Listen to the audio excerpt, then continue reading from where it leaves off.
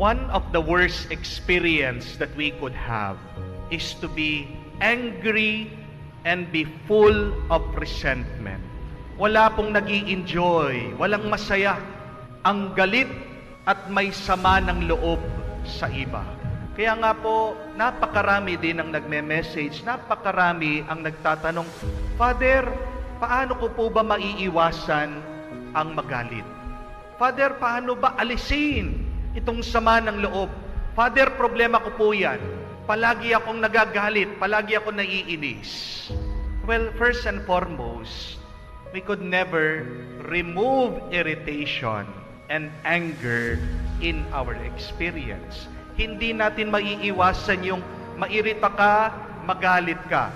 Ang maaalis natin at ang pinapaalis ng ating Panginoon ay yung nagtatanim tayo ng galit. Dahil pag nagtanim ka ng galit, ito ay mamumunga ng sama ng loob. Pinapaalala sa atin ng Panginoon na kailangan nating iwasan ang magkaroon ng sama ng loob sa ating mga kapatid, sa ibang tao, lalong-lalo na sa mga minamahal natin. Pinapaalala ng Diyos na dahil sa ating galit, madalas masasaktan natin sila. At ang mga taong nabubuhay sa galit at sama ng loob, sila ay mapaparusahan. May pananagutan ang mga taong nabubuhay sa galit, ang nilalabas nila ang kanilang galit at ayaw nilang magpatawad sa iba dahil sa kanilang sama ng loob. Pero yun po yung tanong, paano natin maaalis itong sama ng loob? Ano yung paraan na magagawa natin para maiwasan natin ang galit na nakakasakit sa atin at sa iba? Dalawang bagay lang po. 2 ways in order to remove resentment in our hearts. Dalawang paraan para maiwasan natin ang galit na nakakasakit at sama ng loob na pwedeng pagmulan ng kasamaan sa ating buhay. Una, kung ang galit nag-umpisa sa iyong loob, kailangan mo itong ilabas.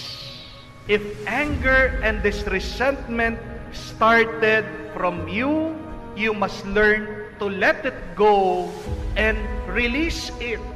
Kung paano po tayo ay humihinga. Inhale, breathe in. Ano po susunod niyan? Exhale, breathe out. Ganyan ang mga feelings natin, ganyan ang mga nararamdaman natin. Lalong-lalo na kung merong very negative, napakapangit, napakasama na nararamdaman mo. Pumasok yan, anong kailangan mong gawin? Ilabas mo. Subukan mong hindi ilabas. Breathe in, hold it. Anong mangyayari? Huwag kang huminga.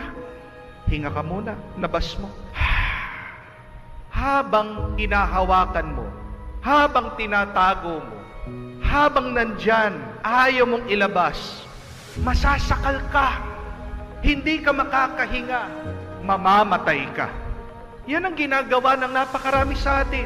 Meron tayong galit, ayaw nating ilabas. Meron tayong sama ng loob, ayaw nating mag-let go. Kaya naman, anong nangyayari sa atin? Paunti-unti nating pinapatay ang ating buhay. Anong nangyayari sa atin? Hindi tayo nagiging masaya. Tayo'y nananatiling malungkot. Tayo'y nagbubugnot. Tayo'y naiinis palagi. Tayo'y nagingit-ngit at buong buhay natin isang malaki at mahabang karanasan ng galit. Learn to let it go. Learn to release it. Hindi naman po mahirap kung paano tayo'y humihinga. Inhale, exhale, release the negativity. Ilabas mo yung napakapangit na karanasan ng galit at ng sama ng loob mo. At para mailabas mo yan, pag humihinga ka, isipin mo, magdasal ka, pinapasok mo ang mabuting espiritu, ang banal na espiritu. At pag ikaw ay humihinga palabas, magdasal ka na tinutulungan ka ng banal na espiritu na pinapalabas, ini-expel, tinatapon yung napakasama, napakasakit na nararamdaman mong galit at sama ng loob. If anger and resentment started from you, release it. Just like exhaling, breathing out. Madali lang yan. Subukan mo. Inhale the Holy Spirit. Exhale, expel your anger and resentment. Iwan mo na. Pero pangalawa, kung itong galit, inis, manggagaling sa labas, huwag mong tatanggapin. Do not accept it. That is the second way. Nung minsan daw po, merong isang kwento tungkol sa isang matandang pari na kasayin sa isang parokya. Habang bumibisita siya dito sa kanya mga parokyano sa sakop niya, meron din isang matandang lalaki. Lumapit sa kanya, pinagmumura siya, sinisigawan siya, nakahawak pa po ng putik, tinapon sa kanya. Ito pong mga tao, galit na galit doon sa nagwawala. Bakit ganyan daw po yung ginagawa niya dito sa matandang pari? At nagsalita po itong galit na tao, sabi niya, pinagdasal niya yung misis kong may sakit. Binigyan niya ako ng pag-asa na gagaling siya. Pero anong nangyari? Namatay yung misis ko. Kaya nga po galit na galit siya. Ito pong pari, sinabihan niya yung mga tao, huwag nila sasaktan yung matanda. Pinabayaan po niya yung matanda, magsisigaw, magwala, pinabayaan niya pa rin. Natapunan siya ng putik. Nung napagod po yung matanda, umalis. Nung pong gabi, nakonsensya yung matanda. Kaya nga po nung umaga, pinuntahan niya yung matandang pari sa simbahan, humingi ng pasensya. Pero nagtataka po yung matanda, sabi niya, Father, bakit nung nagagalit ako sa'yo, napansin ko, walang galit sa mukha mo? Bakit hindi ka rin nagsisigaw? Bakit hindi mo rin ako minura? Bakit napakapayapa pa rin ng iyong itsura? At sabi po nung pari, alam mo kapatid, ang galit parang regalo yan na binibigay natin sa iba. Kahapon, binigyan mo ko ng regalo. Pero alam mo, hindi ko tinanggap ito. At tanong ko sa iyo, ang isa bang regalo, pag hindi mo tinanggap, sa iyo ba yon? Hindi. Di ba? Kaya nga, mag-umpisa kahapon, hindi ko na tinanggap yung regalo ng galit mo. Kaya wala akong naramdaman na sakit. Kaya payapa ako. Hindi ko tinanggap na natili sa iyo. Pero ngayon, dumating ka, binibigyan mo ko ng regalo ng pagkikipagkasundo. Binibigyan mo ko ng regalo ng pagmamahal, ng kabutihan. Ito, mas tatanggapin ko. Mananatili sa akin at magkakaroon ako ng kapayapaan. Yan ang problema na napakarami sa atin, hindi po ba? Na meron taong nagagalit sa atin, meron taong naninira sa atin, meron taong ginagawa nilang napakahirap ng buhay natin. And what do? We accept their gifts of anger. Tinatanggap natin itong napakapangit nilang regalo. At dahil nasa atin, dahil tinanggap natin, dahil pagmamay-ari natin, ano ang nagiging epekto nito sa atin? Mabuti o masama? Napakasama. Huwag nating tanggapin kung ano man yung pangit at masamang regalo ng galit galing sa ibang tao.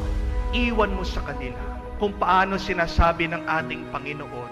Iwan mo muna yung iyong regalo. Kung alam mo meron kang sama ng loob, kasi ano pa ang kwenta, halaga ng iyong pagsamba sa Diyos kung meron kang galit at sama ng loob? Ano ang magiging itsura ng ating pagsamba? Anong magiging muka ng ating mga regalong binibigay sa Diyos? Dahil ito ay narumihan na dahil sa ating galit at sama ng loob. Hindi ba nakakahiya naman sa Diyos?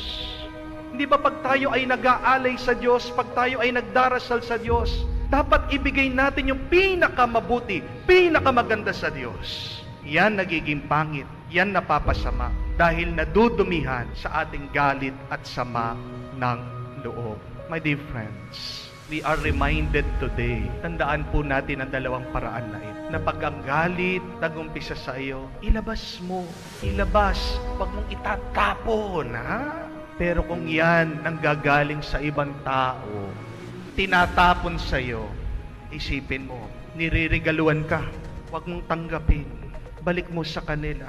At dahil wala ng galit, wala ng sama ng loob, puro kabutihan, kapayapaan, pagmamahal, ang nasa loob mo.